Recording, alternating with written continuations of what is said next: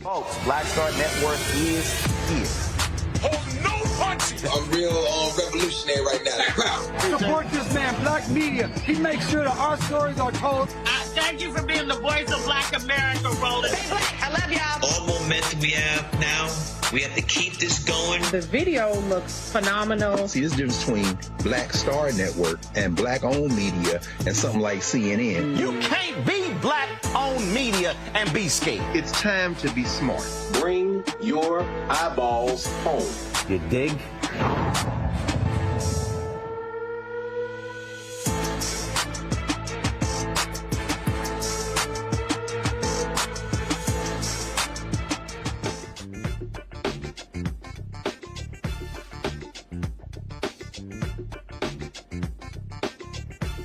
Today is December 12, 2024. Coming up on Roland Martin Unfiltered, streaming live on the Black Star Network. Ooh, White MAGA is upset because their great white hope, Caitlin Clark, showed appreciation for black ball players, and she admitted she has white privilege. I'm going to talk to Jemele Hill about how these folk are losing their ever-loving mind. President Biden issues the most pardons ever in one day. We'll tell you about that, but that's not the only pardons he's going to be issuing. Also, the DOJ nails another police department. Plus, we shall remember the great Nikki Giovanni. Hear from those who knew her, but also I'll play you the interview that I did with her 4 years ago. Actually, no, 6 years ago when we launched this show. It is time to bring the funk on Roland Martin Unfiltered on the Black Star Network. Let's go. He's got whatever the miss, he's on it. Whatever it is, he's got the scoop, the fact, the find. And when it breaks, he's right on time and it's rolling. Best believe he's knowing. Putting it down from sports to news to politics. With entertainment just for kicks, he's rolling. It's on go, y'all. It's Roland Martin.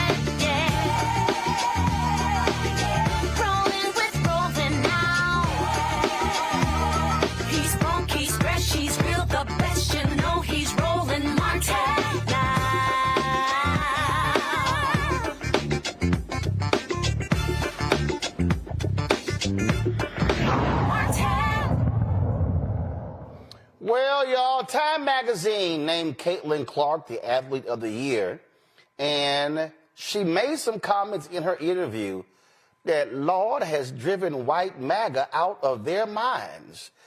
This is what she had to say at the event where they revealed the covers. And even today, earlier today, Megyn Kelly, she was saying that you were apologizing for your white privilege and the fact that you wanted to uplift black female athletes and make sure that they were getting the shine, kind of like your pioneers were getting the shine that they deserved. And I just want to know how you feel or how you respond to some of those criticisms when you have to deal with something that it's really not your problem. Like, I feel like it's them looking in a mirror a little bit, but it still comes down on your shoulders. I feel like I always have had really good perspective on everything that's kind of happened in my life, whether that's been good, whether that's been bad. And then obviously coming to the WNBA, like I've said, I feel like I've earned every single thing that's happened to me over the course of my career. But also, I grew up a fan of this league from a very young age. Like, my favorite player was Maya Moore. Like, I know what this league was about. And like I said, like, it's only been around 25 plus years. So I know there's been so many amazing black women that have been in this league, and continuing to uplift them, I think, is very important. And that's something I'm very aware of. And like I said, like, I try to just be real and authentic and, you know, share my truth. And I think that's very easy for me. Like, I'm very comfortable in my own skin. And that's kind of been how it is my entire life. Yes. And you'll never be able to make everyone happy. And someone that knows that at the age of 22, like, let's go. I mean, I think I have good perspective on that. And like I said in the article, which turned out amazing, I thought it was great. I said, I feel like one of my best skills is just blocking things out. Like, I don't really, the only opinions I really care about are the people that I love, my teammates, my coaches, the people inside of our locker room, the people that I see every single day and I know have my best interest at heart too. So I think my best skill is just blocking out the noise, and hopefully it continues to be, because with the way things are going and where the WNBA is going, you want that attention and you embrace it, and that's what makes this so fun. Yeah. I'm just so thankful that you are the leader. Like, you are the chosen one in the future of the sport because of the allyship, the truth, and the willingness to stand and say things if you have to. But I also think the nuance that you used in that article, and I hope everyone gets a chance to read it. Well, y'all, the white folk done lost their mind. Charlie Kirk, you know, that white racist who leads Turning Point USA, this was a tweet that he posted. Y'all go ahead and show it. Caitlin Clark is getting very bad advice. The whole country is rejecting wokeism and anti-white ideology. She has a chance to stay neutral and failed miserably. Her handlers saw this as a chance to, quote, keep woke alive, unquote. Too bad. She's an amazing athlete who totally missed on this one. Then, of course, you got this white woman, what's her name? Riley Gaines. Now, she done made a name for herself because she was in some swimming competition. She lost to a transgender athlete, but she came in 5th place. So it ain't like she's a winner at anything, but she's got like 1.4 million followers. And so they made her this superhero on the right. And so she's been commenting on everything left and right. And so, again, I don't understand. I mean, I don't know what she's actually done, what she's actually accomplished ever. So this is what this fool tweeted. Y'all go ahead and pull it up. No one was asking for Caitlin Clark to position herself as a right-wing hero. All she needed to do was remain neutral. She's a phenom who inspires countless young girls to play and achieve, so I still have great admiration for her, but she missed the mark on this one. Columnist, author, podcast host Jemele Hill joins me right now. And Lord, Jemele, these white folks are beside themselves. Let's just call it, they desperately wanted Caitlin Clark to be the great white. First of all, let me pull it all together. They want her to be the great white Christian, perfect, anti-black, woman loves a man, superhero. That's what they wanted. I mean, and so they are losing their mind because she showed respect to the black basketball players before her, because they hate the WNBA, they hate the black lesbians, they hate the black people, they hate them because they take the stands. That's all this is about, and they are showing their real racist position. Yeah, I mean, Roland, I'm so glad that you broke it down that way, because we knew, most of us that have followed women's college basketball and follow Caitlin Clark's career in particular, we saw some of the people forming behind Caitlin Clark in formation. People she didn't ask to form behind her.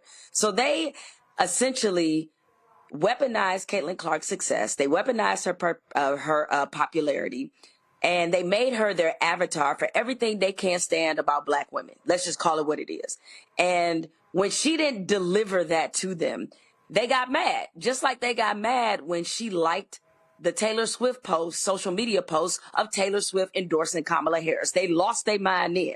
So we see the common theme here, Roland. Whenever Caitlin Clark shows any level of appreciation or respect for black women, they hate her guts. And so their position could not be more clear and obvious, because I'm just laughing. Like, you know, y'all did all this talk when you thought she was your personal superhero, and now she's disappointed you because she said something that was so freaking obvious anybody could see it. It's like, yes, this league was built on the backs of black women who contributed. Need I remind people who started the WNBA, the core group they started it around? It was Cheryl Swoops, it was Lisa Leslie, and it was Rebecca Lobo. 2 of those 3 are black women.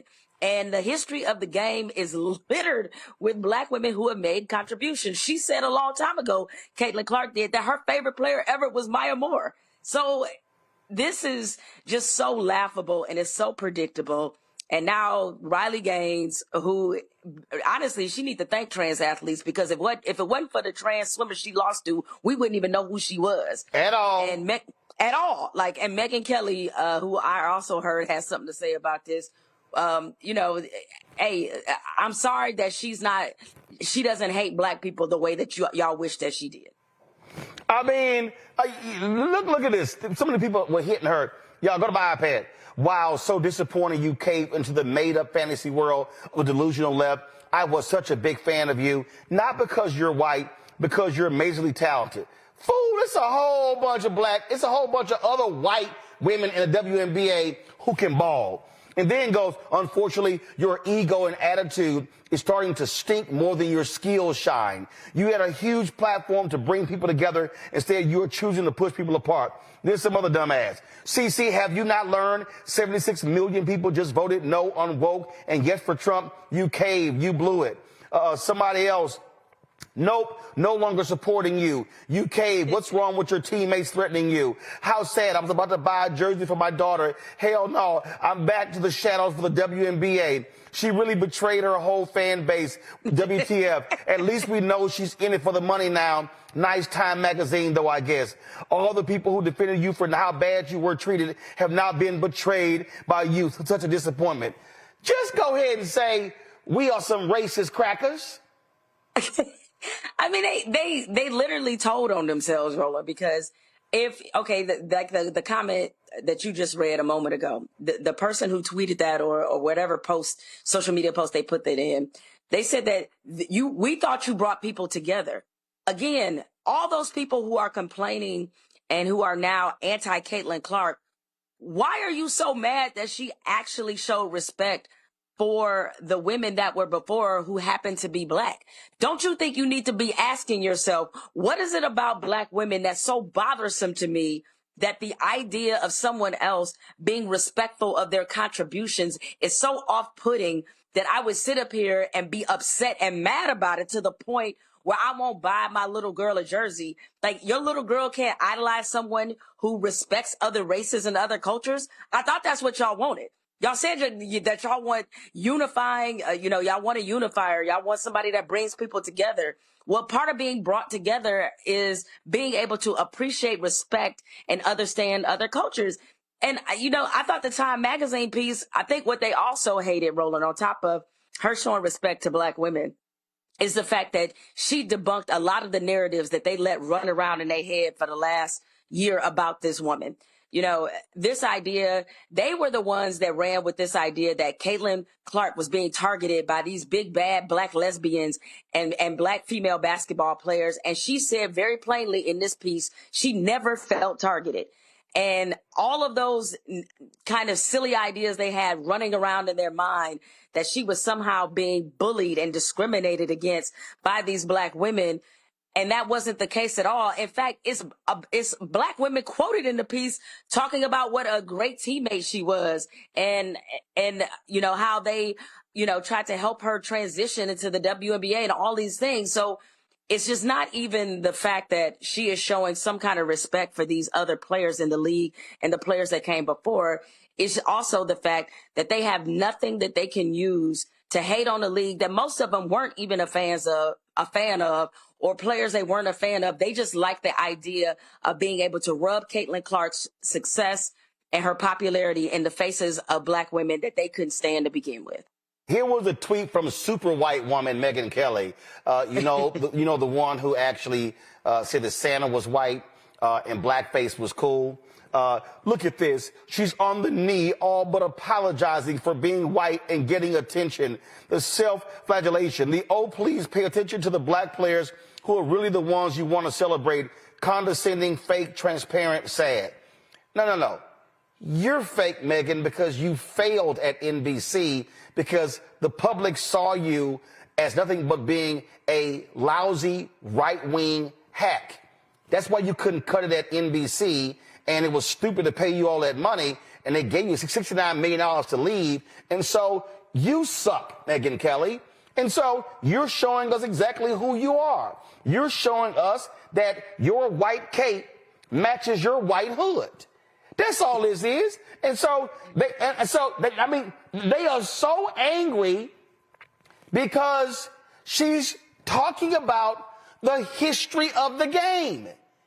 You cannot talk about the history of women's basketball and not talk about the great black ball players. She's just stating a fact.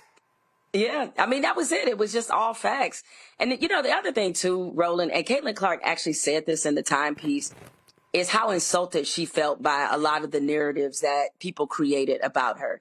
And now all of a sudden you have people on the right, like Megyn Kelly, like Riley Gaines, like I saw Ben Shapiro. He, of course, had stupid things to say because that's what he does.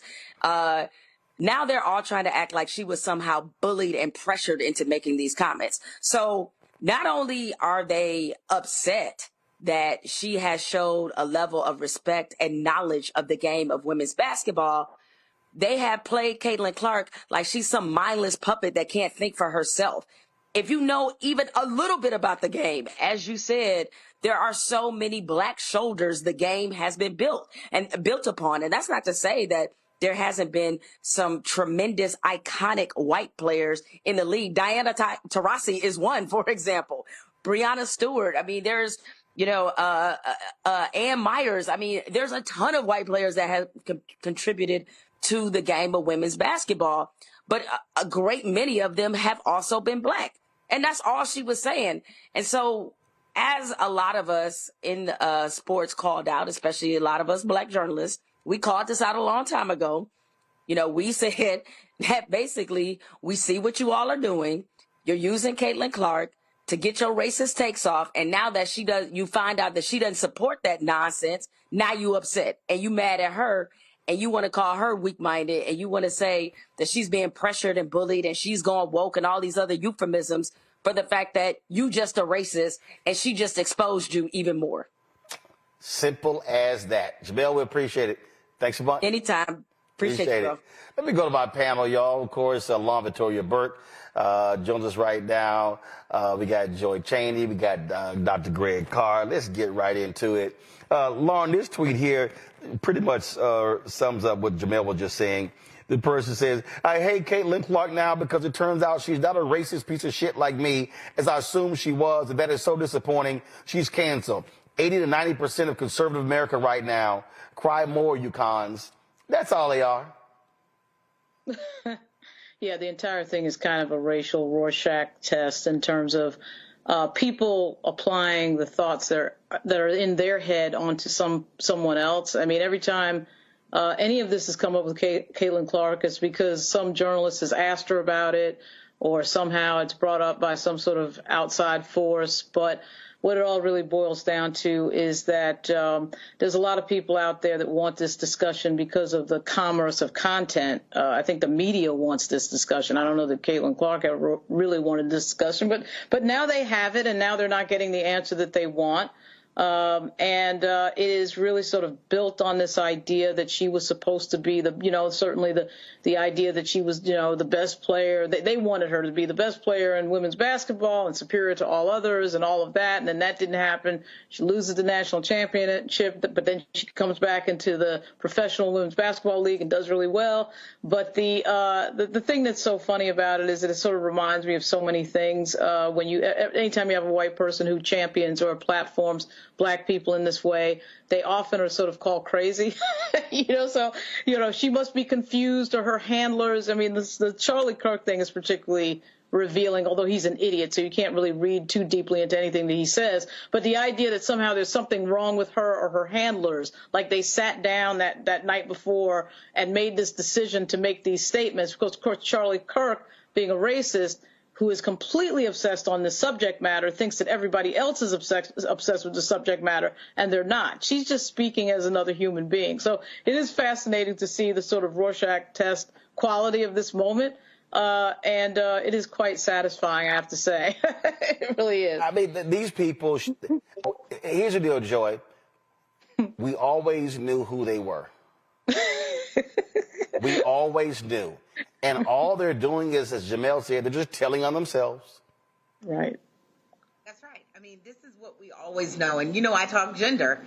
And part of this is about wanting women to fight, wanting women to be angry with each other, wanting to pit heterosexual women against lesbian women, trans women against cis women, black women against white women, anything. And if it was two white women, they'd come up with something for them to fight about. This is race. This is gender. This is everything we saw in the election. It's better if they keep us at each other's throat. And what Caitlyn said was, no mas, I'm not doing this. I'm not fighting with Taylor Swift. I'm not fighting against Kamala Harris. I'm not fighting against other black women in the league. She still also owned her own greatness, too, right? She said, I earned everything I got, but I can still acknowledge and celebrate the success of other women because I do it on their shoulders. Good for her. I have always liked her. I like her even more now. And it's a reminder for us, too, never to fall privy and prey to their efforts to divide us. That's what it's about. And the people that are posting they're trolls and they're just angry because Caitlyn showed them up. I'm just laughing at them, Greg. And I always say this here. I always appreciate when a racist shows me exactly who they are. I agree. I'd laugh at them if it wasn't so boring. There's never been a time when we, whoever the hell that is, were united. So the idea of attempts to dividing us, that's just ahistorical. And let's be very clear. She is an avatar. She is a representative. And there's nothing she can do about that. She's made some statements that are important to make because it's like saying, oh, the sun is in the sky. Yeah. And people say, yes. Everybody calm down. Let me be very clear. Sports is a proxy for war. Okay? And there's one team in a war of white supremacy. It's whiteness. You put the verses there, and it's everybody. Not Detroit versus everybody, with all due respect to our sister Jemele Hill, but whiteness versus everybody. Let's be very clear. I've been following the women's game since my girl was a forward for Tennessee State's Tiger Gems. Oh, by the way, parenthetically, HBCUs have a history, women's teams, of not being lady anything else. Tiger Gems, Tiger Bells, Tiger Sharps. They have their own identity. You won't find that in white teams in college. But my point is this. I'm old enough to remember the American Basketball League. That's the league that was partially owned by the players that David Stern and his friends put out of business by creating the WNBA at a loss for years because they didn't want any type of formation that would put them out of business. This is a race war. Caitlyn Clark is an avatar. And this has always been the case. This is Texas Western versus University of Kentucky. This is Bird and Magic that revived the NBA. This is Tiger Woods versus everybody. At the end of the day, you got to make a choice. Okay? And my question is very simple. When are we going to be more sophisticated about this and make these people stop playing in our faces? Bill Belichick then signed for the University of North Carolina because he's taken the NFL to the college ranks where it already is, and he's not even trying to pretend about it. These aren't student athletes. They're employees. Caitlyn Clark is an employee. And guess who's not going to stand against her? Sports Illustrated, the WNBA. Who's not going to stand against those white nationalists? All those people who are looking to profit from those white nationalists who will say, okay, that was great, she said that, but let's be clear. We've never been on the side of black women, and that includes black queer women. We've never been on the side of black people, and we will never be on the side of black people. And once they figure out what she said will test against their market value, they may ask her to go in and, yeah, we all agree, but could you be a little quiet? Because we want those racists coming to our games. At some point, can we just stop playing like we don't understand what this is? Well, we know exactly what it is. And Megyn Kelly can just go to hell. She really can. She really can. She shows on a daily basis how trash she really, really is. But then again, we've always known that. All right, got to go to a break. We come back, folks. We're going to talk about the great Nikki Giovanni. She passed away at the age of 81. That's next right here on Roland Martin Unfiltered on the Black Star Network. Hi, I'm Isaac Hayes III, founder and CEO of Fanbase. Fanbase is a free-to-download, free-to-use, next-generation social media platform that allows anyone to have followers and subscribers on the same page. Fanbase was built through investment dollars from equity crowdfunding from the Jobs Act. People just like you help build Fanbase, and we're looking for more people to help build Fanbase. We are currently raising $17 million in a Regulation 8 crowdfund on Start Engine. We've already crossed $2.1 million, but we're looking to raise more capital from people just like you that deserve the opportunity to invest in early stage startups without having to be accredited investors. So right now, I'd like you to go to startengine.com/fanbase and invest. The minimum to invest is $399. That gets you 60 shares of stock in Fanbase right now, today. And then use Fanbase to connect with friends, grow your audience, and be you without limits.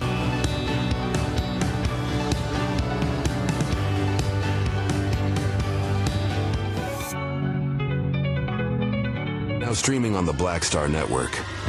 I had been trying to get a record deal for a long time. You know, when I finally got signed to the Motown record label in 2003, I was 34, 35 years old.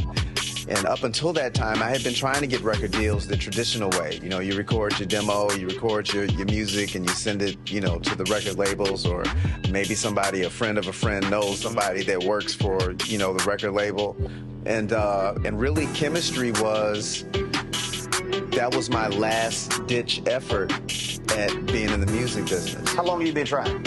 I've been trying since I was a teenager. Wow. And you know, and I'm grateful that it didn't. I'm grateful that it happened when it happened, because I wasn't prepared, you know, as a teenager to embrace all that comes with a career in the music industry.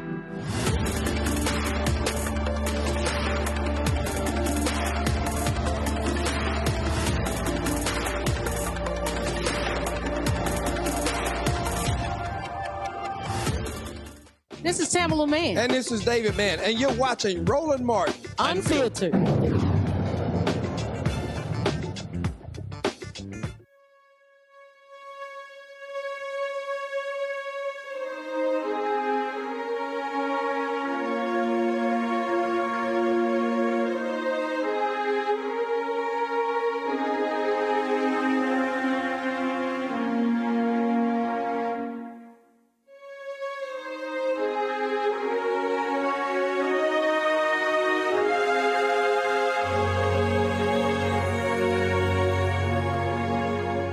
The last couple of days, tributes have been pouring in all around the world for Nikki Giovanni. She passed away at the age of 81 due to lung cancer. She was a fierce writer, poet, activist, you name it. She talked about race, she talked about gender, she talked about all sorts of things.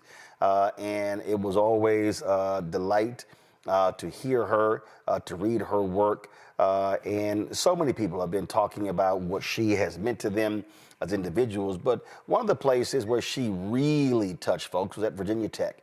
She taught there for more than 30 years. Joining us right now is Dr. Laura Belmont, Dean of the College of Liberal Arts and Human Sciences, Professor of History there as well. Glad to have you here.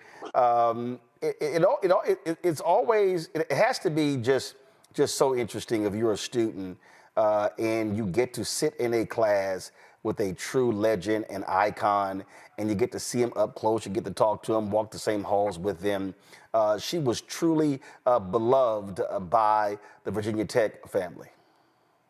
She absolutely was. She was unforgettable, and the impact she made on the Hokie Nation, both in the classroom and beyond, I don't know if it will ever be matched.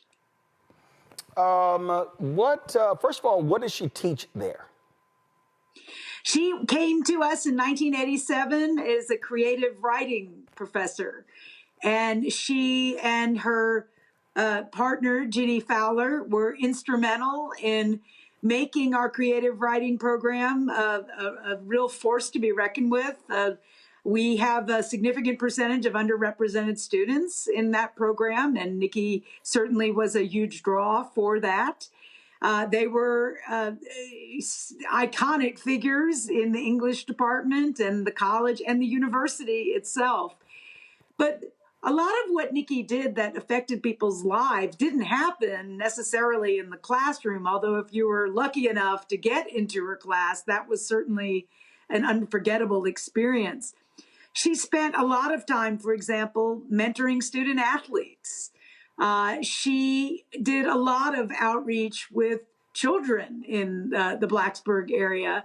Just last summer, the college hosted a summer camp for rural middle schoolers, and she came in with these 6th, 7th, and 8th graders and read her poetry and interacted with them. And as you might imagine, they were pretty awestruck. But she was also an extraordinary mentor for early career faculty. And if you ran into her in the community, if you could maybe not trip over your tongue and fangirl on her, she was always very warm and gracious and happy to interact. And she will be deeply missed. I take it there were also those moments in faculty meetings where she was never called shy. Well, anybody who thinks that freedom of speech on campus is in danger never interacted with Nikki Giovanni. She said what she thought and never failed to speak truth to power, whatever the issue, whatever the context. There were a lot of people. Obviously, she had huge fans around the world, but after the tragic mass shooting on the campus in 2007, when all eyes were on the memorial service that took place there, and Nikki Giovanni delivered these words at that ceremony that really shook folk to their core. Guys, go ahead and play it.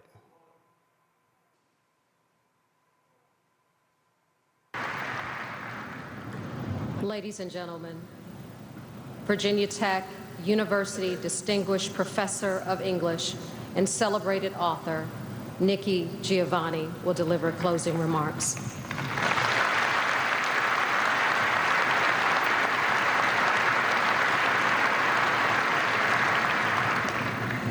We are Virginia Tech. We are sad today, and we will be sad for quite a while. We are not moving on. We are embracing our mourning. We are Virginia Tech. We are strong enough to stand tall, tearlessly. We are brave enough to bend to cry, and sad enough to know we must laugh again. We are Virginia Tech. We do not understand this tragedy. We know we did nothing to deserve it, but neither does a child in Africa dying of AIDS, neither do the invisible children walking the night away to avoid being captured by a rogue army, neither does the baby elephant watching his community be devastated for ivory, neither does the Mexican child looking for fresh water, neither does the Appalachian infant killed in the middle of the night in his crib in the home his father built with his own hands, being run over by a boulder because the land was destabilized. No one deserves a tragedy. We are Virginia Tech. The Hokie Nation embraces our own and reaches out with open heart and hands to those who offer their hearts and minds. We are strong and brave and innocent and unafraid. We are better than we think and not quite what we want to be. We are alive to the imagination and the possibility. We will continue to invent the future through our blood and tears, through all this sadness. We are the Hokies. We will prevail. We will prevail. We will prevail. We are Virginia Tech.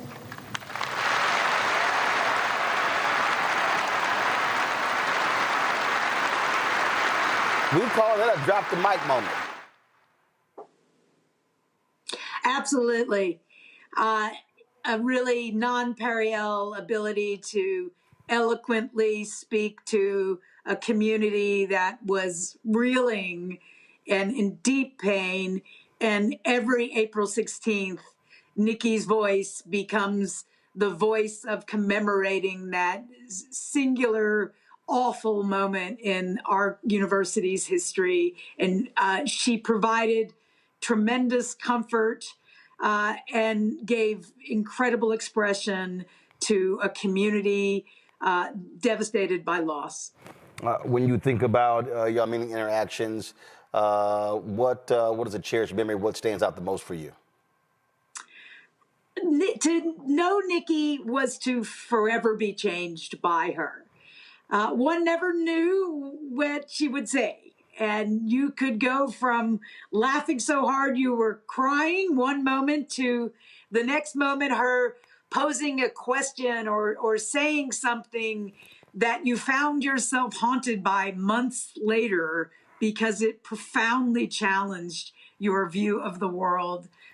We were so fortunate to have this global legend among us, and she will never be forgotten.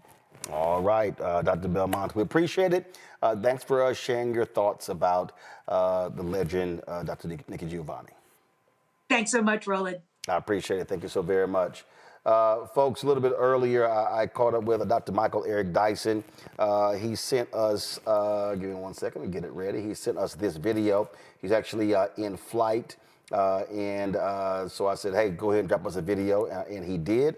And so here it is.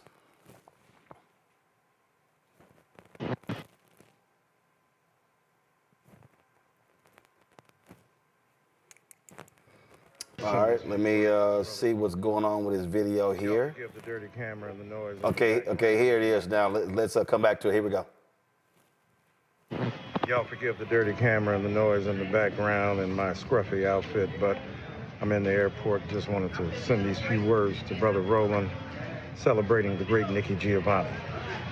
I went to Knoxville in 1979, and Nikki Giovanni, of course, was intimately associated with Knoxville. And so that was one of my proudest moments to recognize that I was going to college in the very home base of one of the greatest poets of the Black Arts Movement. The Black Arts Movement, as you know, was a rhetorical fusillade against the white supremacist discourse of the 1960s and 70s and a recuperation of the ethic and aesthetic of black culture as the armor against the forcible implosion of white supremacy in the brains of so many black people. She wanted to help occupy the black mind with thoughts, ideas, sensibilities, and realities that drew from our experience. Think about all those albums she made long before it was popular to do so. I mean, think about the poem to Aretha and so many others that she recorded that were spiritual nourishment to those of us who were young and coming up in the 70s. And of course, I got a chance to meet her and become a friend. And I talked to her on several occasions. I even went to Virginia Tech and gave lectures there, and we hung out and had a great time. And I remember her love and commitment to young people, right? I mean, with that Tupac tattoo, she said, because somebody's got to call an MF an MF. You talking about keeping it real. Before there was hip hop, before there was gangster rap, before there was hardcore lyricism, Nikki Giovanni was doing that. She could do that in the streets. She could do that in the studio. She could carry her poetry, and then she could sit down with James Baldwin and have a conversation on television that got transcribed into a book that is a remarkable testament to an older and younger artist of our African-American descent telling the truth about what they felt, not always agreeing. In fact, she schooled him on some stuff as well, and he was receptive to that because they were beautiful in their intent to edify black people. Recently, I got her to go to a tech company and deliver a Black History Month speech. They had plenty of dough. They were willing to pay her. She refused to take the money. I said, Miss Giovanni, I said, they got plenty of dough, so please don't hold back. She said, Eric, because that's what she called me, Eric. She said, Eric, it's not about them, it's about me. And I don't want to take money to represent for my people and to tell the truth to these folk who need to hear it. And I don't want any barrier to come in the way of me delivering my message. That's the kind of woman she was. That's the kind of tall spirit she remains. Even in death, the length of her influence, the depth of her power and presence continues to inspire us. I love you, Nikki Giovanni. Like cotton candy on a rainy day, you spoke about that, but you remain a beautiful, ineffable, essential contribution to our humanity as black people and to our willingness to use rhetoric, literature, and literacy to fight back against white supremacy and black bourgeois capitulation to the premises and practices of a dominant colonial culture. She decolonized the black mind long before that became a thing. Rest in peace, you great poet, you great soul, you great songstress, you great lyricist, you great sister. We love you now, our great ancestor. Continue to lead and guide us home. I first met Nikki when I was in Chicago. There was a party and she had a book signing at the home of Ronaldo Glover. He was a star basketball player at Fisk. He was an accomplished attorney. He was one of the investors of the Chicago Defender, and got an opportunity to chat with her. And my God, Nikki Giovanni had a huge laugh, a huge smile, and she was not always serious. She loved to have fun. When y'all see the interview that I did with her 6 years ago, you'll realize that the quote Michael Dyson was talking about. I'm trying to get that on video. So I had sent Tavis Smiley a DM and an email, hit him on Twitter. I thought I had Tavis's number, I don't. So it was in 2000, Greg, Joy, and Lauren, at USC. And Tavis had one of these State of the Black Union or State of the Black America discussions at USC. And I believe it was Stanley Crouch, Nikki Giovanni. There may have been one other person, and the moderator was the late, great Dr. Charles Ogletree. And Dr. Ogletree asked Nikki Giovanni, and I think Noel Jones may have been on that panel too. He asked Nikki Giovanni, he said, Nikki, why do you like Tupac Shakur so much? And without missing a beat, and when y'all see the interview, I told her this. She said, again, so for everybody out there who keep telling me, Rose, stop cussing, go ahead and turn the radio, turn it down. You don't want your kids to hear what I'm about to say. I'm about to quote Nikki Giovanni and what she said in this forum. So I'm going to give y'all 5, 4, 3, 2, 1. So he asked her that, and she said, Charles, somebody got to call a motherfucker a motherfucker. Greg, so when I told her, one of my top 3 all-time great quotes. You could take Dr. King, Reverend Jackson, everybody. She made the cut in the top 3 because it cut right, man, and the room erupted. Just erupted when she said that. Yeah, man, that is Nikki Giovanni. That is Nikki Giovanni since she burst on the scene in the 70s, as you said. Her brother went to Fisk. She's a Fisk graduate. And, of course, like Mike Dyson out of East Tennessee, Knoxville, that has been her since she was a teenager, man. Since they turned Gwendolyn Brooks, who was won the Pulitzer Prize, Black Woman Poet in 1950, at that conference at Fisk when they had the Black Writers Conference back in, I guess that was 67 or 68. And Gwendolyn Brooks was already black, but she got blacker after hanging out with Nikki Giovanni. And people talking about this Baldwin conversation with her, and it's a very important conversation, but it's more important to place it in the context. Nikki Giovanni was still in her 20s when Ellis Hazlett from D.C. had a show called Soul in New York, and Nikki Giovanni was like the correspondent. She talked to Muhammad Ali. She talked to James Baldwin. She was in conversation across the board with so many people, and she consistently pushed them. Mike is right. She was going to be who she was going to be. My favorite Nikki Giovanni is from the Black Arts Movement, period. You know, she, Mary Baraka, Sonia Sanchez, who still walks the earth, just had her 90th birthday. Nikki Giovanni, Nikki Rosa, who can forget ego tripping? If she did nothing else to the culture but contribute ego tripping, she was like 29 years old when she wrote that. And her albums, Truth is on the Way. So, yeah, I mean, anytime you're around her, and I'll end with this, you have that sense that she was going to be who she was going to be. She got a Thug Life tattoo. She came to Howard one time. We all sitting there, and these young people said, "Why you get that?" She said, "Tupac tells it like it is. We don't have to agree on everything, but what I love about him is his spirit." And so she was going to play it straight down the line, and it's just, a great loss, but she lived an incredible life. She beat cancer twice. It came back again. She continued to write. She got another book coming out next year. Yep. Called The Last Book. She fought to the end, brother. A life well lived. So when y'all see the interview, we barely talked about her book that came out then. I just want to let y'all know. We talked about food. Okay. She said, y'all go enjoy when she's like, she said, Maya Angelou, she thought she can cook. She's like, she really can't cook. So, it was hilarious. And it was just, we laughed so much in that interview.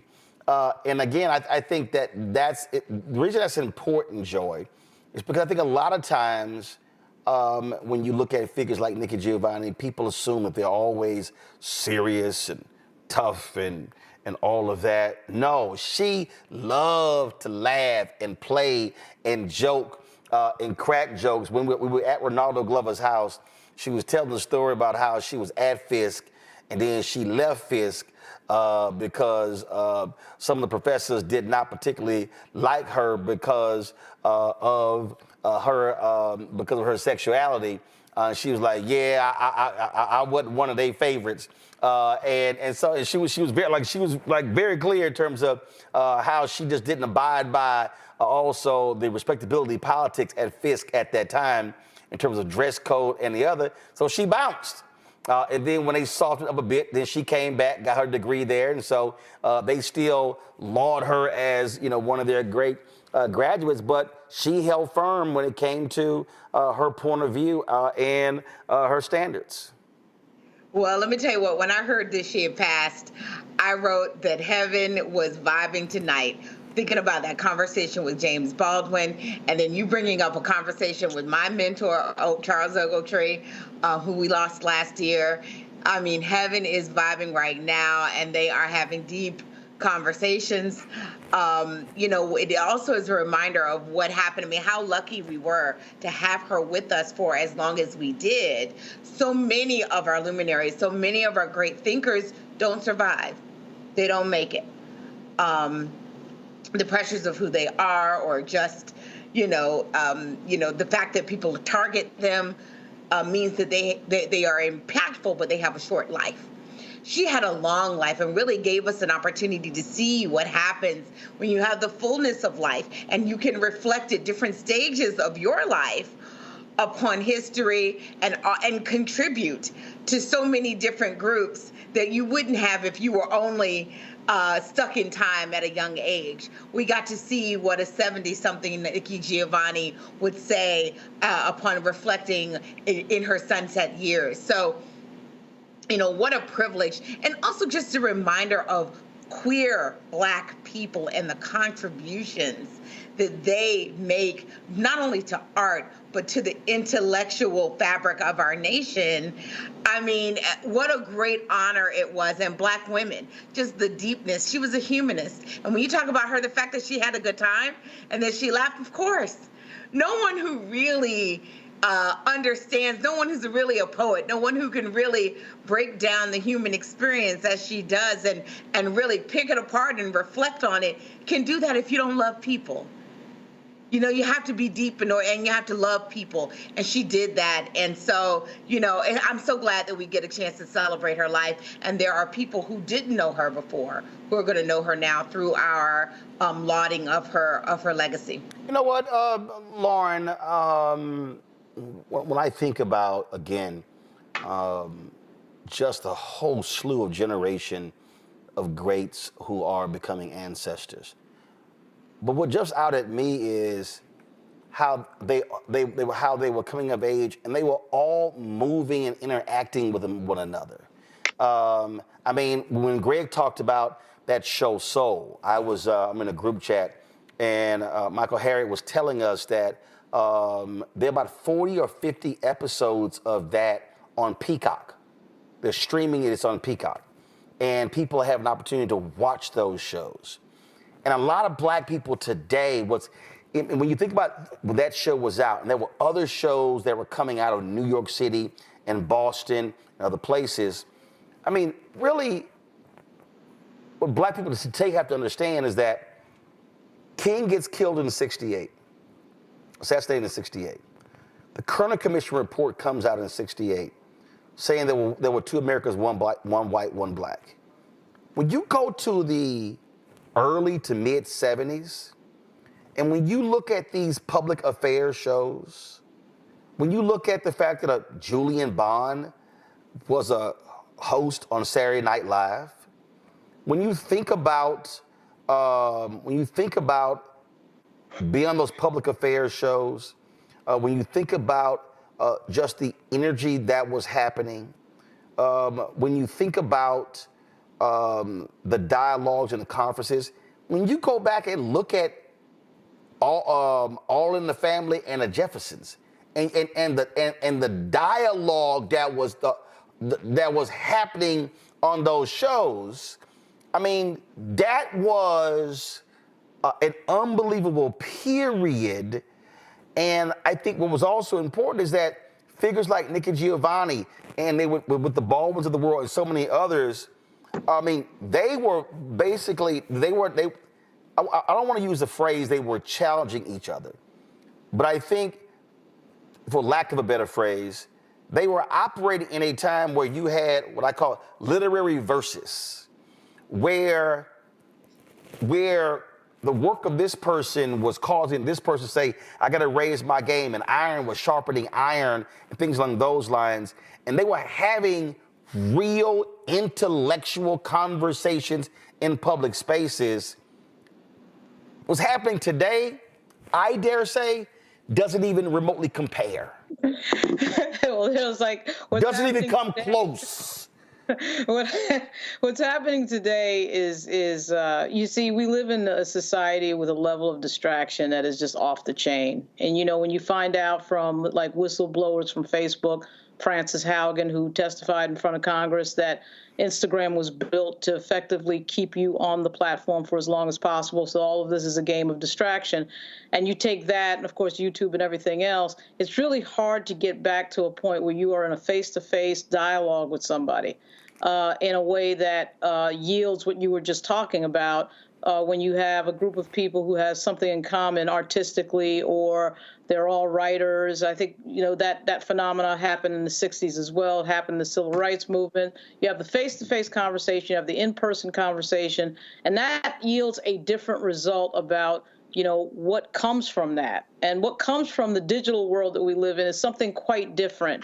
And I'm not sure it's better sometimes. I mean, there's certainly some elements of it that are beneficial, but there's something going on with the sort of lack of connection and communication that we used to have in society in the 70s and the 60s, some of which I was not, you know, here for, but you can certainly sense it from the art that resulted. So somebody like Nikki Giovanni, as Greg was saying, somebody in her 20s that can yield something so brilliant at such a young age, that requires a level of concentration. I mean, you have to be thinking about the world and putting it on paper. And that is becoming increasingly difficult to do in the digital age because of the level of distraction. So, yeah, to your point, Roland, there is definitely a difference. I think we're going to see it on the back end. We're probably already seeing it because a lot of these distractions with regard to our cell phones and our iPads and everything else started about, 15, 20 years ago. So you see the result of those distractions 20 and 30 years later. So that is definitely the case, no doubt about it. I mean, I guess from the reason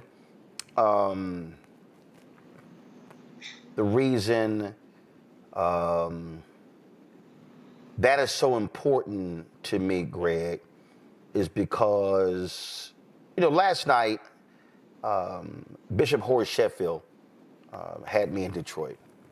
And we were at a library that was actually named after his sister. And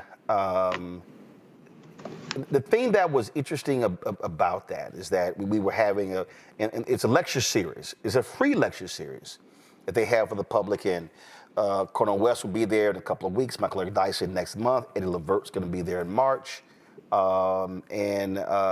This is just a short video I took last night of the audience there. And the thing about it was, I mean, the conversation that it was a one-on-one, and young brother was asking me questions there, and when I think about the Giovannis of the world, I think about that scene in Reggie Hudlin's movie Thurgood. Marshall, and it was a club scene. Zora Neale Hurston, Langston Hughes, Thurgood Marshall. There may have been one other figure, I can't remember.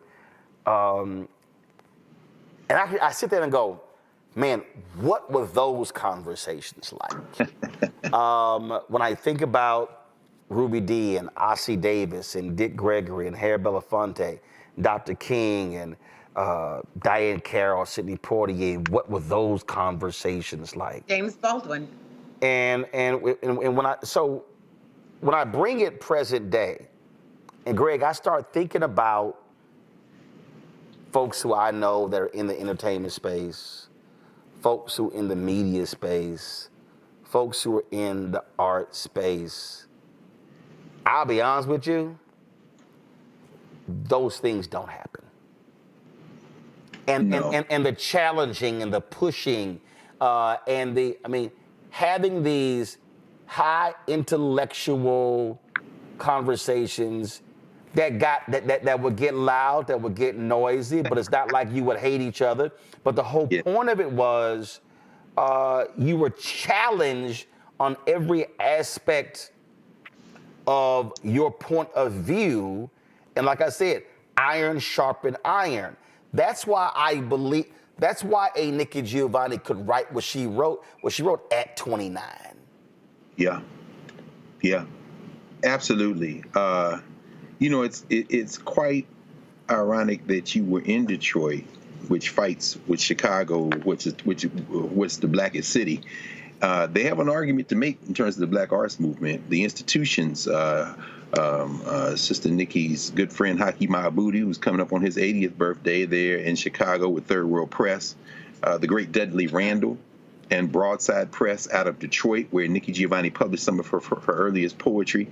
Those institutions really created, as you say, these kind of hothouses where women and men could get together, where people could get together in community and push each other to this greatness. There's a reason why the Black Arts Movement, people talk about the Harlem Renaissance, and it's an important movement, but if I had to pick one moment in time, it's really the 1960s and 70s and the Black Arts Movement in terms of our cultural meaning making.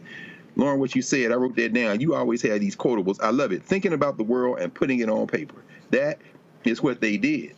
And I don't think we have any less ability now.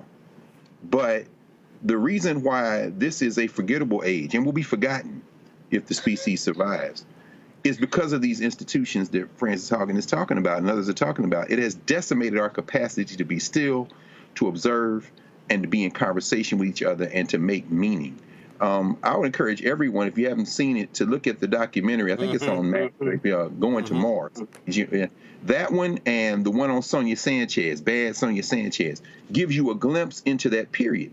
So in Sonia Sanchez's case, she cycles through the Nation of Islam. She comes out of, that and moves into another space and keeps going, and she's teaching each generation. I'm saying all this to say that what we have now is academics, brilliant young academics who know nothing about building community, who now treat that generation and treat that era like they are raiding a graveyard to present to their master super smart books that nobody reads, that completely misinterpret what that was about. Nikki Giovanni was about the people. She was about her people.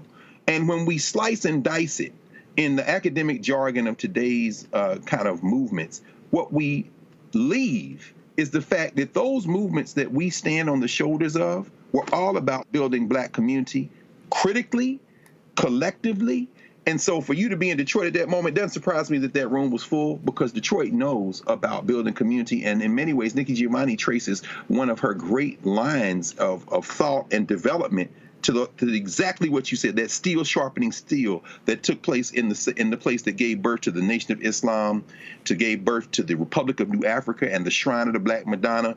Institutions are going to save black people, not super smart Negroes who ain't that smart in 2024 these days.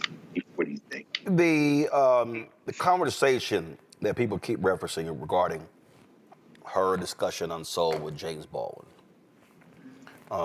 the basis of that was Nikki Giovanni's father often beat her mother. And Giovanni later said that either I was going to kill him or I had to leave. And she actually did. She, at 15, left to go live with her grandparents. This exchange here was so powerful. It's an hour and 46-minute conversation. The full thing is on YouTube. As I said, I think it's streamed.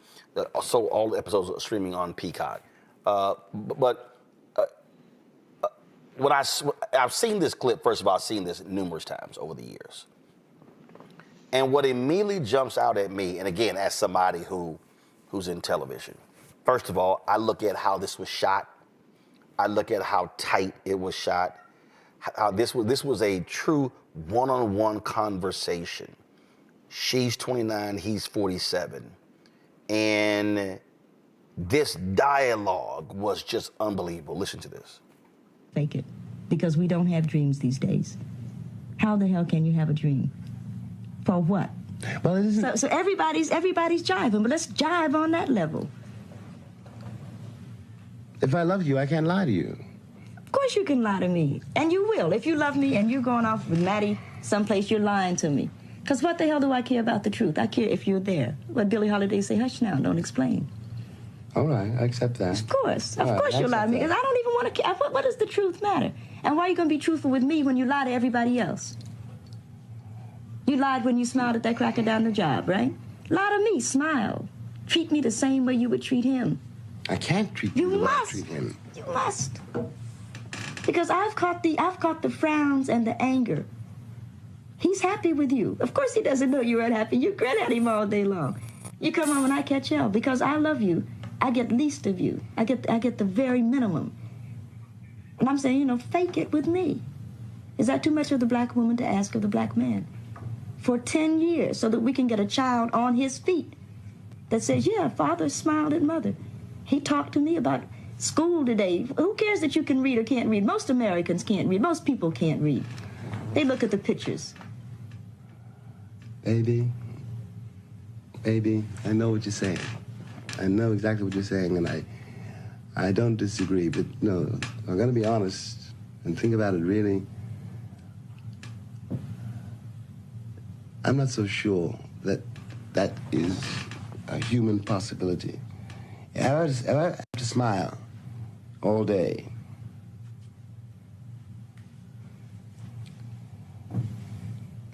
and the cat on the job, the foreman, you don't understand why I'm smiling. Mm-hmm.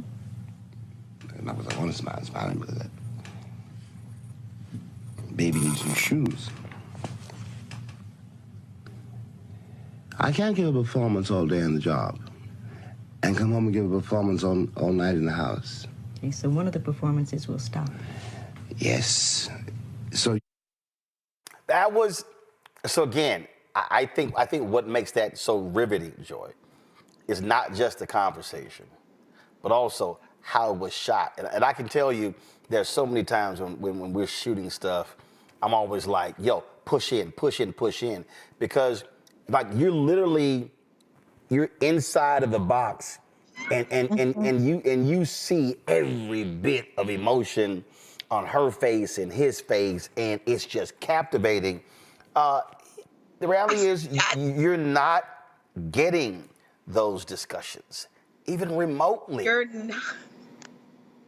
not. And let me tell you, there's a moment where she says, fake it with me, where she gets really emotional. And it's so good. And when he says, I can't do it, I have watched that at least 10 times this week, but I've watched it many times. But hold up. But I keep seeing this on social. Okay. Can people today, and let me just, I don't want to cuss people out.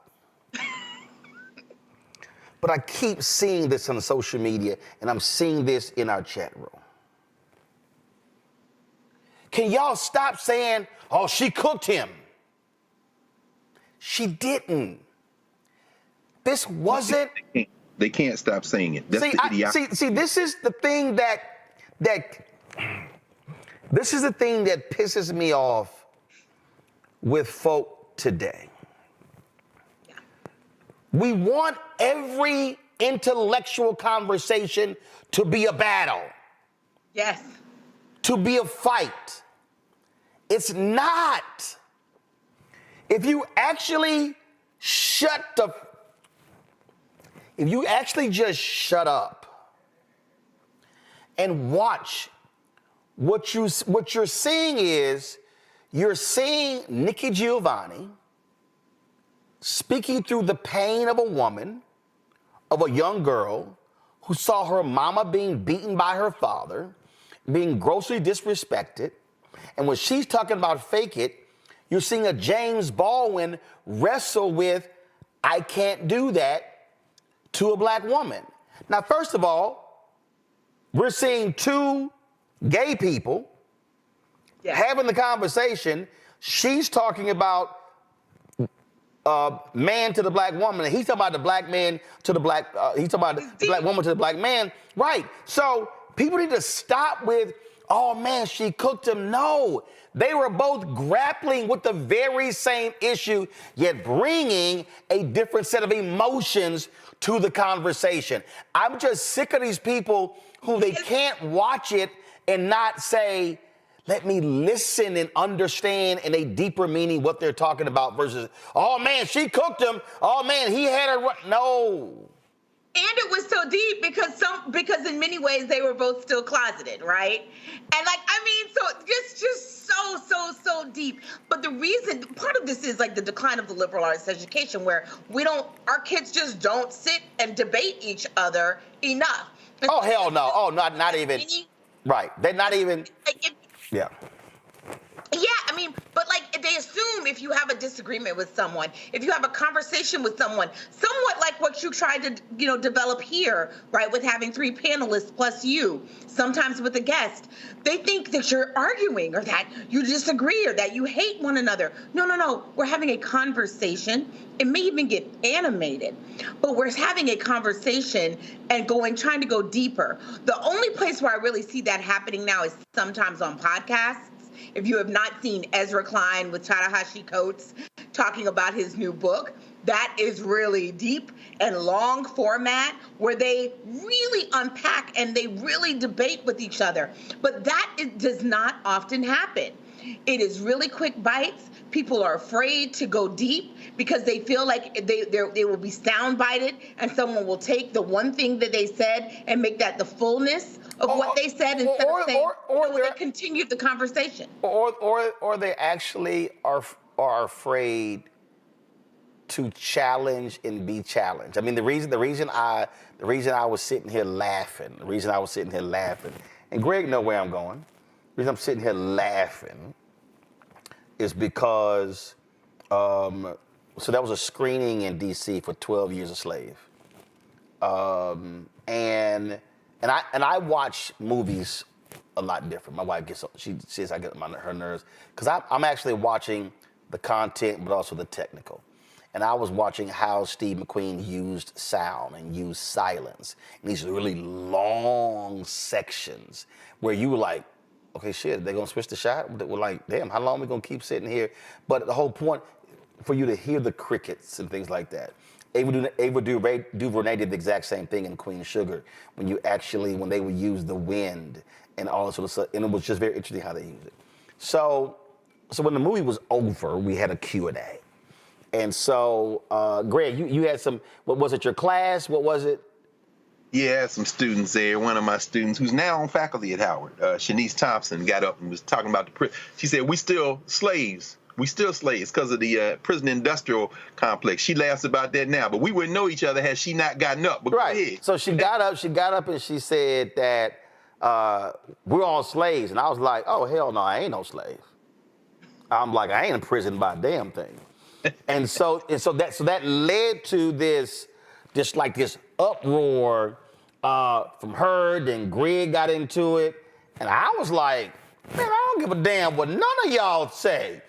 So people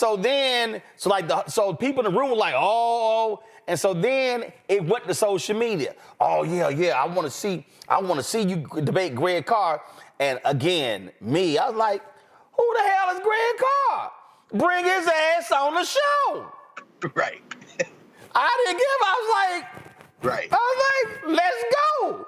And these people were like, oh, no. I was like, I don't know who that is, but hey, you want to go? Right. Let's go. That's exactly right. And so that's actually how Greg first came on the show. We met, right. But it was a thing where I was going to explain why. No, I ain't no damn slave, because I talked about being free. And the thing is, if people had not gotten more, what they would have understood is I was literally talking about being free financially, being free in terms of mind, not being imprisoned by being put in boxes and things along those lines. And so it was a really fascinating, again, back and forth. And so when you think about the Nikki Giovannis of the world, and you think about, and if you go through YouTube and these other things, and you look at a lot of these speeches, and you look at a lot of these conversations, there's a video out there, Lauren, where she fires back at Bill Cosby at the comments that he made, and the thing is, and so the reason, like, what I love about Giovanni is the fearlessness, because I think the part of the problem that we have today, and this is why I thought it was so funny with that conversation with Greg and the students, is that folk are afraid to go at prominent figures. Where I've always maintained, if you do good, I'll talk about you. Do bad, I'll talk about you. And I'll talk about you. Ain't nobody infallible. So I remember when I hit Oprah in the Chicago Defender, people were like, oh my God, you criticize Oprah? I'm like, she don't pay my damn bills. And that was just, so there's this thing. And so Giovanni's of the world, others, they had no problem challenging major figures because they said, you deserve to be challenged like anybody else.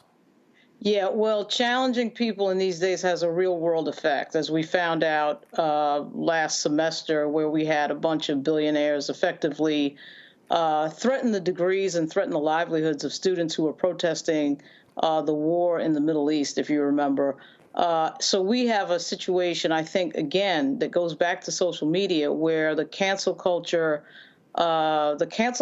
situation means that when you criticize something, I wouldn't even just say prominent people.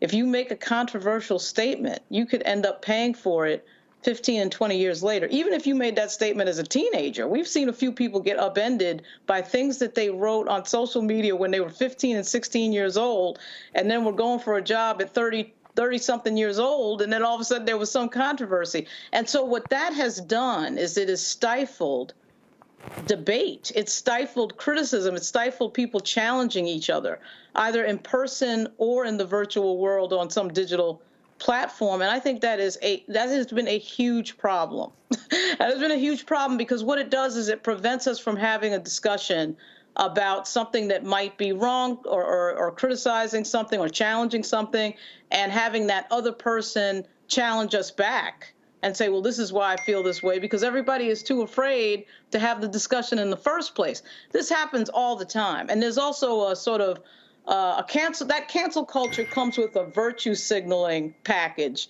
And the virtue signaling package is basically that, outrage culture has its benefits, and being seen online, being outraged about something gets you rewards. And we have seen this in big policy discussions with regard to serious issues that come up before Congress and everything else. But that entire package, I think, is stifling a lot of the types of things that creates someone like a Baldwin or a Giovanni. I mean, that you need to have those discussions. You need to have hard discussions. You need to look people in the eye and say things, and them not run out of the room on fire because they're offended or whatever. So that is a difficult space. And generally what I find now is to have that type of intimate discussion, you really have to know somebody really well to have it and know that that person isn't going to flip out. But it's complicated. A lot of this, by the way, I'll give a shout out to Jonathan Haidt.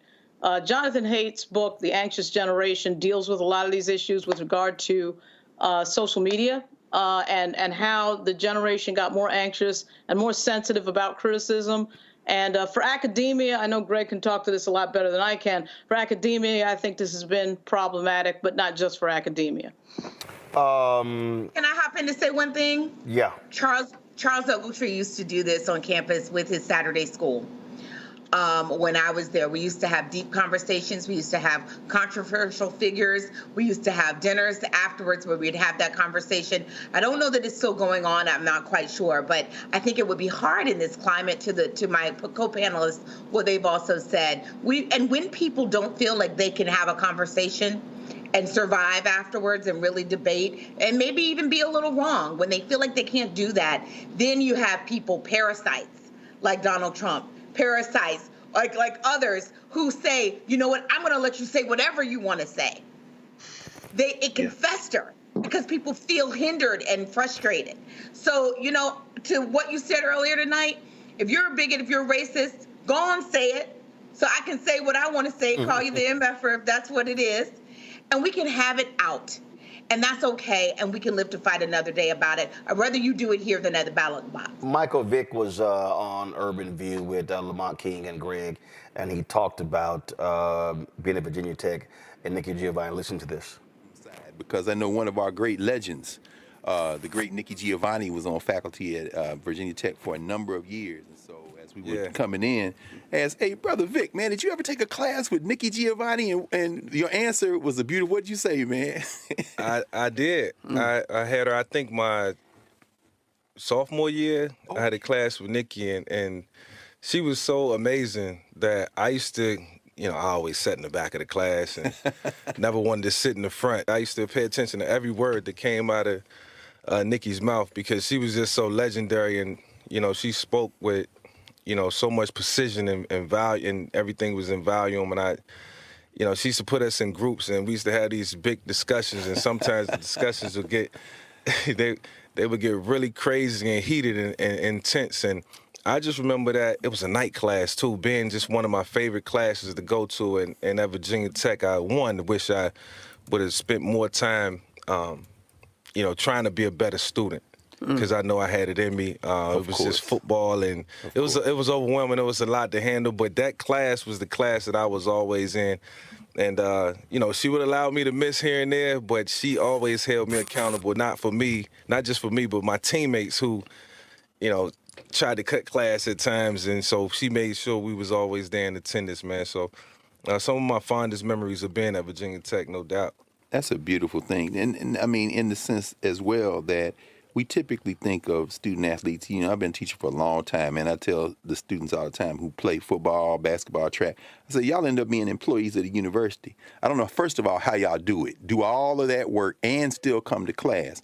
But in that vein, you got what you needed to get at Virginia Tech, man. A relationship with Nikki Giovanni and being in class like that. Yeah. Look, you don't need another thing to do, but it seems to me there's a book in that between the two of y'all should collaborate on something at some point because she just retired. Well, Nikki gave me a lot of leeway. You know what? I think I got to A in her class.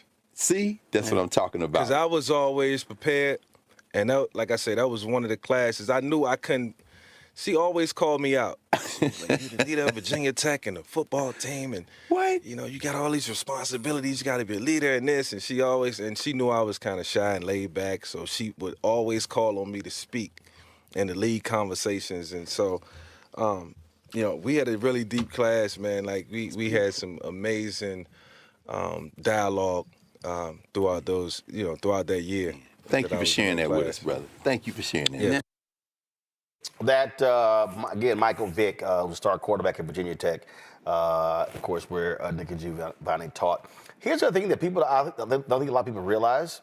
So when Ruth Simmons became president of Prairie View A&M, she actually created an opportunity for Nikki Giovanni to be in residence at Prairie View A&M. And Greg, I remember one of those conversations we were having at Ronaldo Glover's house because she was being asked about returning or teaching at an HBCU, and I remember Nikki was like, "No," because she was saying that a lot of the same politics that she dealt with as a student continues, and she felt that she would not have had the level of freedom of speech at an HBCU. It was a very interesting discussion that we had because she was talking about, the funding and a lot of state schools and stuff along those lines. So she was like, "No, I'm gonna get the school in trouble." Yeah, man. This is the tragedy of black institutions. This is the tragedy.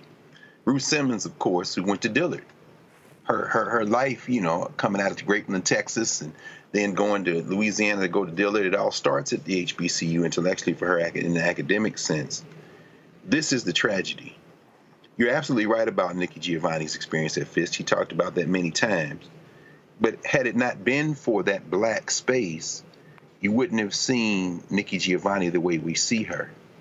And as you said, sitting there with Mike Vick, and of course he had come in for like a 10-minute conversation about his new documentary. And of course, if y'all haven't seen it, The Rise of the Black Quarterback was a remarkable piece of work he and his wife did together, and they collaborate with some others.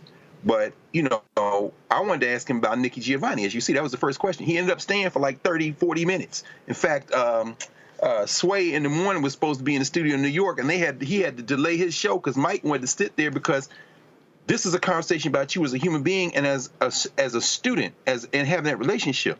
So it's important for Nikki Giovanni's to be at Virginia Tech and Mike Dyson's to be at Vanderbilt and Cornell West's to be at Union Theological Seminary. And I fundamentally, to my DNA, to my cells, reject the idea of ever teaching at any of those places. I taught at Ohio State, I taught at Temple when I was in graduate school, and I'm at Howard for a reason. I'm not there because I can't go anywhere else, because God knows I could. I am there because I want to be in a black space. And I'm saying that all to say this. Only in a black space can you work on the perfectibility of blackness. And when you showed that clip from Soul, there's so many things, as we were all thinking many things.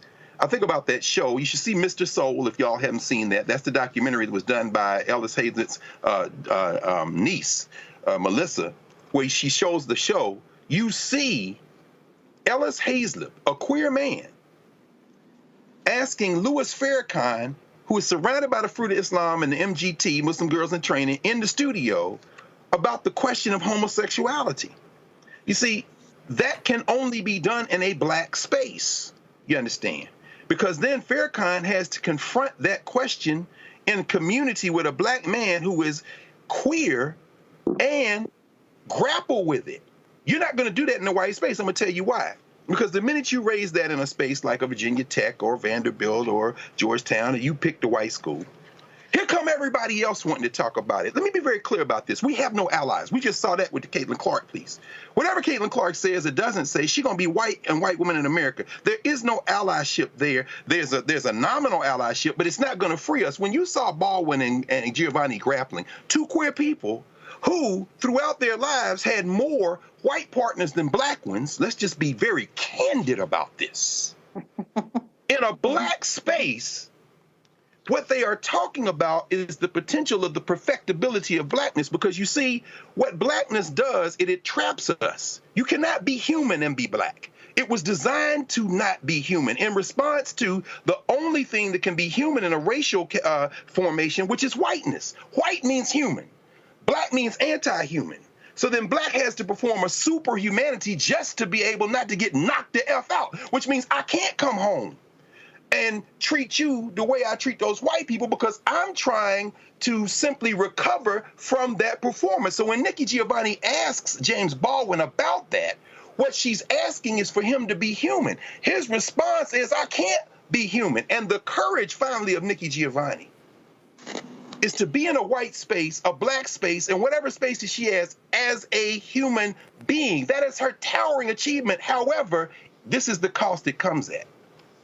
The American Negro, the African Negro, the Caribbean Negro spends our entire existence pleading for our humanity and helping perfect the humanity of whiteness, which means we're reinforcing whiteness. She shouldn't have to say, I am Virginia Tech. She could say, I am Virginia State. I am Southern University. I am Grambling or Southern. But you know why she can't? Because whiteness demands everything from us. And God damn it, I am not going to pay that price. You mentioned the HBO documentary that was done. I actually reached out to the two individuals who actually put that together. Wanted to, but I didn't haven't heard from them. But I would love to have them on. This is the actual trailer. I brush my teeth. I smile, but there is always this frown. I think I'll run away with the ants and live on Mars. I'm fortunate because I'm a poet and poets are allowed to be hopeful. I used to dream radical dreams of blowing everyone away with my perceptive powers of correct analysis. I don't remember a lot of things. But a lot of things that I don't remember, I don't choose to remember. Childhood remembrances are always a drag if you're black. I remember what's important and I make up the rest. That's what storytelling's all about. I even used to think I'd be the one to stop the riot and negotiate the peace. Would you ever say that some of your poems were inspired by stress or hate? Were you ever bullied by your skin color when you were younger? Have you ever had like a breakdown or you couldn't take it anymore where you just couldn't do it? But there has to be a way to do what we do and survive. Our ancestors taught us how to do that. The one thing that I did know is whatever life would be, I knew I had to create myself. To successfully go to Mars and back, you will need a song. And maybe a six-pack, so if there is life on Mars, you can share. Popcorn for the celebration when you land, while you wait on your land legs to kick in. And as you climb down the ladder from your spaceship to the Martian surface, look to your left, and there you'll see a smiling community quilting a black-eyed pea, watching you descend.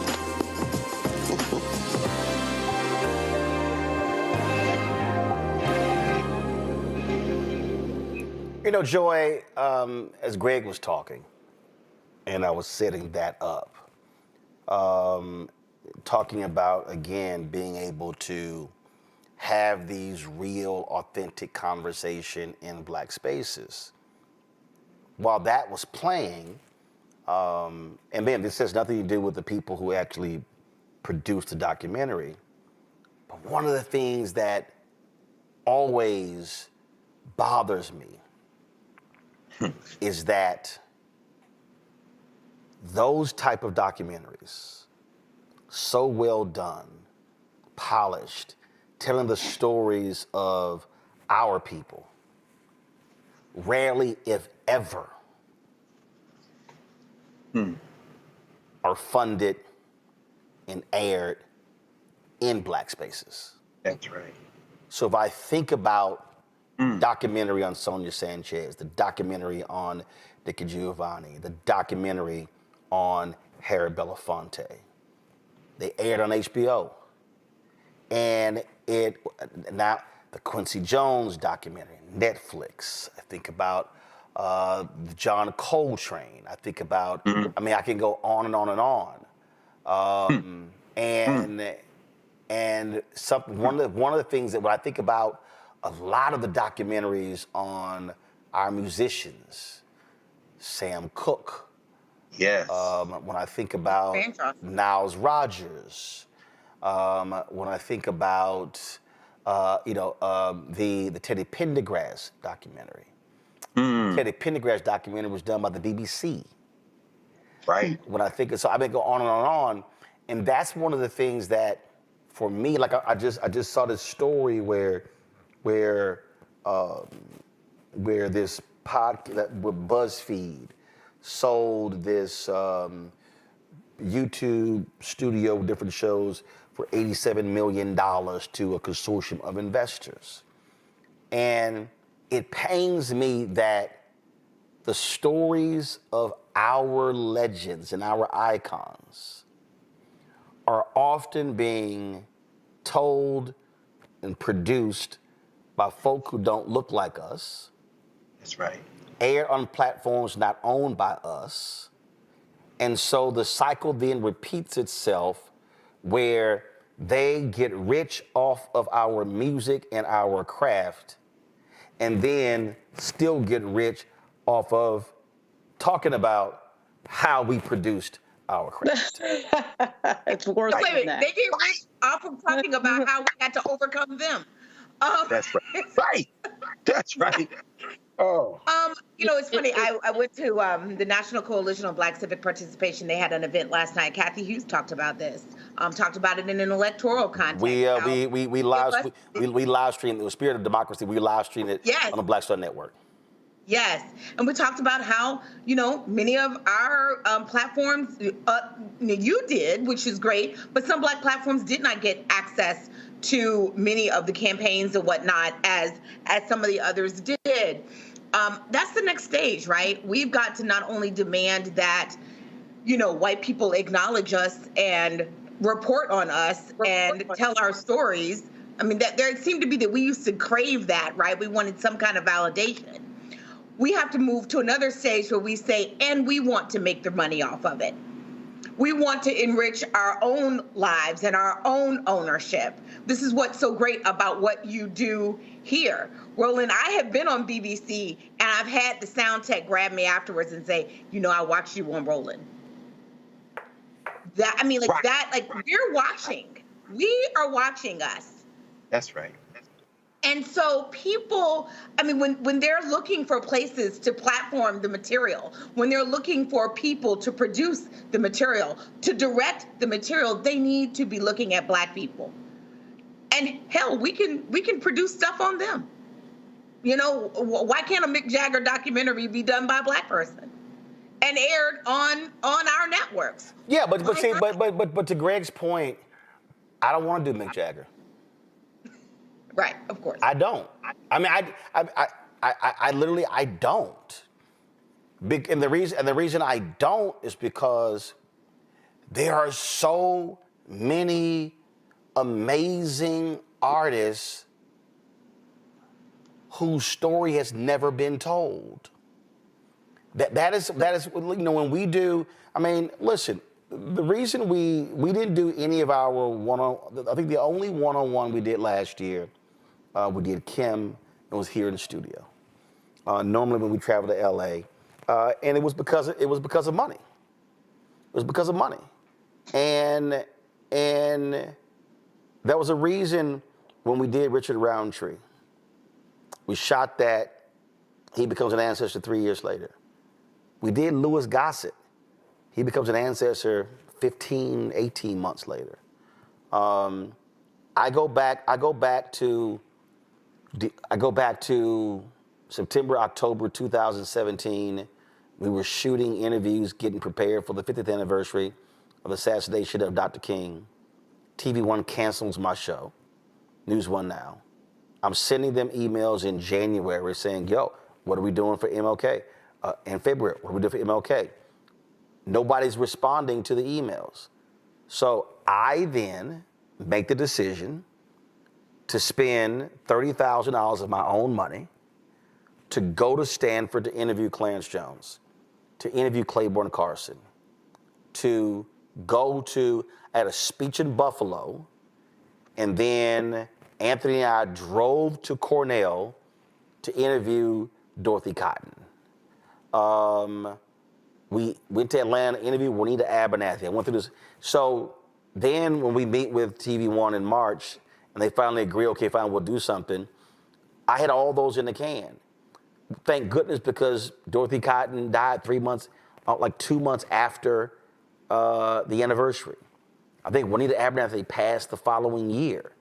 I'm glad we had that stuff on tape. But that's the thing that, again, when a legend like Nikki Giovanni passes away, Lauren, thank goodness, I mean, again, we were only on the air, we launched the show September 4th, 2018. I was trying to look for the photos. I couldn't believe we didn't take any photos. Somebody had to snap photos. I know we did. We got the video. But I was looking for the photos, and I was trying to remember when we did this, and I appreciate it. So she sat down with us on October 26, 2018. We were only doing this show for 40 some odd days. And this is what it means to have these spaces. I mean, even having this conversation. Sure, the New York Times did an obit on Nikki Giovanni. I don't know, because I don't watch these other networks, like, at all. So I don't know what CNN did. I don't know what I literally don't watch them at all. We know damn well Fox News didn't do nothing. But even when one of our greats pass away, it's barely a blip on the rest of these networks. They sure as hell are not going to give it an hour and 20 minutes like we've done, and then we still are going to air the 51-minute interview I did with her. Go ahead. Roland, it's starting not to matter because new media is overtaking legacy media in a big way. in a big way, and you can see it in the numbers. So that whole thing, and you're right, I very rarely find myself watching MSNBC or CNN, so it's kind of interesting. But to go back to what you were saying about documentaries, it's not just that we are sort of not in the same position monetarily to document our own history. Yep. It's even worse than that, which is that a lot of times what happens is that the content that gets green-lighted about our community is negative. I actually thought that the documentary that was on Netflix on Sam Cooke, for example, The Second Killing of Sam Cooke, was interesting, but it was effectively negative, right? Even though it was a reveal about his life, that a bunch of stuff I didn't know. But what I found is that when and I thought, Surviving R. Kelly was a well-done documentary, but I've hated a lot of these documentaries that have gotten green-lighted. The Cosby one, certainly the R. Kelly one was good, but what I find is that the content when it comes to the Black community a lot of times is very negative on our community and green-lighted by white folks that then fund the negativity and have Black people produce the documentary. So that almost never happens with any other community. And funny thing, the technology that we have now, I remember when I started ABC News many years ago, you could not have done with video, of course, what you can do today, which, Roland, I know you're familiar with. You just need a bunch of memory now, a good laptop, and really, to be honest, you only really actually need your cell phone in a lot of situations. Of course, you want to probably go higher end than that for a documentary, but for documentary shorts, there's a real opportunity there to build a documentary. But what kills me is when, and this thing with Jay-Z recently is another example of it, years from now, we will see a sort of surviving, Neverland type of documentary on what's going on with Jay-Z, although we don't know the end of that story. But what I see happening is sort of a cycle of creating controversial content about Black people, using that content and monetizing it against us, showing the most negative light of our community as possible, and making money off of it for other people. And that, for me, has been hugely problematic because when you pull back the curtain on who's making that documentary, I can almost assure you 9 times out of 10, it's nobody that looks like us. So if we're not telling our own story, that is hugely problematic and has been for some time, and it has to be fixed. Because particularly we enter the age of misinfo and disinfo and Donald Trump and the lying and all of that, we got to fix that piece in a big way. So coming up next, we have the Fanbase Investathon, but after that, we're going to restream the interview that we did with Nikki Giovanni. This is just a little bit of it. We're just going to play like the first 90 seconds of it because it was just fun to have her in studio. Just go ahead and play a little bit of it. Hey, folks, glad to have Nikki Giovanni here, the great poet, activist, author, college professor, rabble rouser, all that sort of stuff. But here's why I'm happy to have her here. Okay, so I had my show Washington Watch for 4 years on TV One. I had News One Now for 4 years on TV One. And the problem is I couldn't cuss. So I could say damn, hell, ass. I couldn't say that. Okay, so y'all need to understand, I have been wanting to tell this story. This is flat out one of my favorite quotes of all time. This quote is up there with Malcolm X, with Martin Luther King Jr., with Frederick Douglass. I mean, some of the greats. I'm telling y'all, okay, so in 2000, we're at Tavis Smiley, State of Black America, at USC, on USC's campus.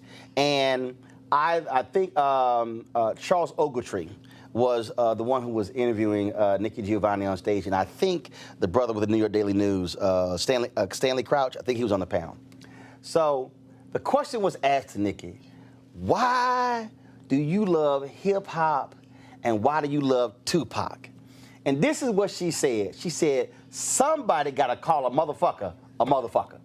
Right there, the whole audience lost it.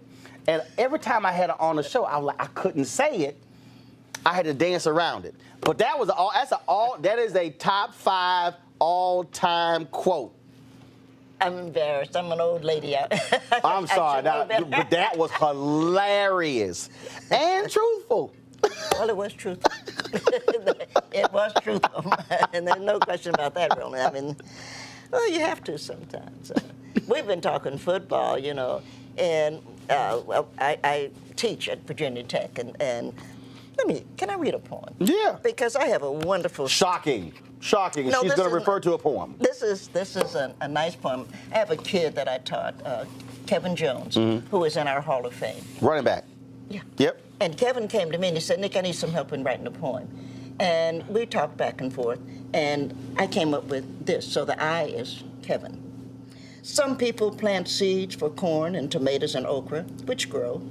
Some people clean land, and at evening you can see deer eating flowers or just standing. Mother deer watching her babies. Some people live in crowded cities, and they put out window boxes with herbs, enchanting folk who write by. I play football. I have watched men grow too long for too much, for too little, then come home to smile at their wives and children. I have watched every Sunday school children offer a psalm, preachers offer hope, a choir offers a voice and join the community in prayer to a merciful God, that life will be better. I play football. I listen to my parents tell me to go forward. I listen to my teachers tell me I can. I listen to the wind whistling in my ear and sometimes the rain falling on my back, and I understood that the true heroes of our nation, I am doing my part to be a part of this community, this school, this team. I am humbled to be considered for this Hall of Fame when I know the true heroes are the men and women who go forth every day. I play football. I hope I have done my part. And I think we forget that everybody does what they do. And aside from the fact that I love Kevin, I love the fact. That was, again, it was a fascinating conversation, the opportunity just to sit there and chat. And as y'all saw, that huge smile, that laugh, as I retold, did she like, ooh, I'm an old woman. Nick, y'all know Nick was always cussing. She was a cussing professor. But so again, we're gonna do these next, the Fanbase Investor-thon, and after that, we're gonna stream the Nikki Giovanni conversation. So let me thank Lauren, Joy, and Greg for joining us. We have some other stories we'll get to. Those can wait. We'll get to Biden's partners tomorrow. We'll get to the other stuff tomorrow. And so we wanted to make sure that we just gave that sister her flowers. And again, y'all, the fact that having a Black-owned platform, being able to talk to her for almost an hour, being able to celebrate her life for more than an hour, this is precisely why we have to have our own. Because ain't no time limit. The only reason I'm stopping it now because I promised Isaac we would do this thing at 8 o'clock, but it's 8:04. But we're still gonna do that. But this is why. We ain't have to ask nobody. And there were no people I reached out. A lot of people were traveling. I reached out to Angela Davis, Cornel West, and others. People were on the move. Still trying to reach out to Sonia Sanchez. It's been a few years since I've seen her. But this is precisely why Black-owned media matters. Not Black-targeted. Black owned, because we don't have to ask permission to talk about and celebrate Black people. Support the work that we do. Join our Bring the Funk fan club. You can, of course, give via Cash App, via Stripe. This is the QR code right here. If you also want to send your check and money order, P.O. Box 57196, Washington, D.C. 2003 7-0196. PayPal, R. Martin Unfiltered. Venmo, RM Unfiltered. Zelle, RolandS.Martin.com. Roland@RolandMartinUnfiltered.com. Download the Black Star Network app. Apple phone, Android phone, Apple TV, Android TV, Roku, Amazon Fire TV, Xbox One, Samsung Smart TV. Be sure to get a copy of my book, White Fear, How the Browning of America is Making White Folks Lose Their Minds, available at bookstores nationwide. And you can, of course, get the audio version of Audible and get our new gear. That's right. Get your shirt, FAFO 2025. Also, don't blame me. I voted for the Black woman. You can go to blackstarnetwork.com, RolandMartinUnfiltered.com, or go to RolandMartin.creator-spring.com. And as y'all see, I don't know who gave me this. I forgot. It was in some swag bag that I got, and I can't tell you where. It's a golf tournament or something. So this was a line of clothing honoring Jack Johnson. Of course, the first Black heavyweight boxing champion. And so this is what the front says right here. It says Galveston. I don't know what the hell, I can't read upside down, y'all. It says the Galveston Giant. And then, of course, I don't know if there's anything on the hoodie, but this is what the back says. So you see the back of this hoodie right here. And so I hope President Biden, first of all, we know that that last fool pardoned Jack Johnson. So hopefully we talk about pardons, that Biden's going to pardon, get a posthumous pardon to Marcus Garvey. Marilyn Mosby, Jesse Jr., Sandy Jackson, Marcus Garvey, Kimber Smith, and some others. So trust me, we're going to be talking about that a lot between now and 11:59 a.m. January 20th. So, folks, coming up next in the Fanbase Investathon, I'll see y'all guys tomorrow. In fact, no, got a guest host tomorrow. I got to go to an event at the Vice President's house, but I'll be back right here on Monday. But we will be live tomorrow right here in Roland Martin Unfiltered. Holla!